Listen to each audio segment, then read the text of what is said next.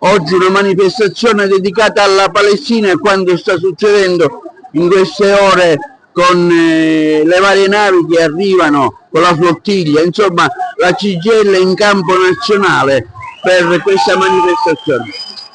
Una grande risposta ai detrattori di chi non accetta che i lavoratori e i cittadini difendano i propri diritti.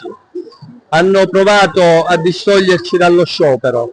Oggi migliaia di lavoratori e tantissimi studenti in piazza.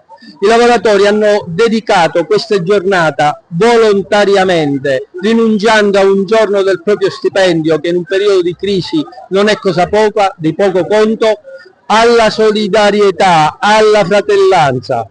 I cittadini, i lavoratori, tutti insieme per dire stop al genocidio. Il governo Meloni deve smetterla di fare affare con il governo di Israele, deve bloccare tutte le attività commerciali, deve bloccare le armi che vanno a finire in Israele, che ammazzano le donne, i bambini, i giornalisti.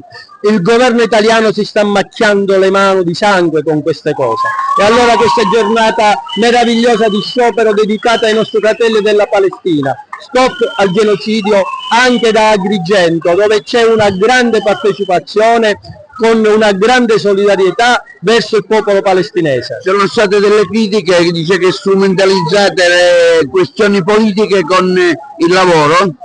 Guardi, in 500 sono andati con delle barche a vela, 45 nazionalità.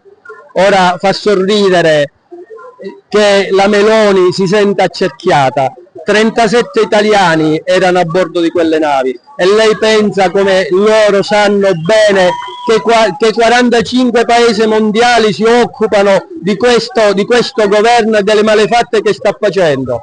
Questo governo aveva il dovere di bloccare i traffici, di sbloccare gli aiuti umanitari e non lo ha fatto. Noi siamo grati ai 45 paesi e ai 500 volontari che hanno messo a rischio la propria vita con le proprie risorse. Molti di questi lavoratori dipendenti si sono messi in aspettativa non retribuita. Il nostro grazie è doppio, perché hanno rischiato la propria vita e perché hanno sopperito anche alle lacune nostre di chi non ha la condizione né il coraggio di sfidare il governo israeliano, l'esercito israeliano, le bombe israeliane. Quindi la Meloni deve preoccuparsi in Italia di governare bene per avere il contento e non provare a strumentalizzare chi è contro il genocidio di Israele, chi mette a rischio la propria vita.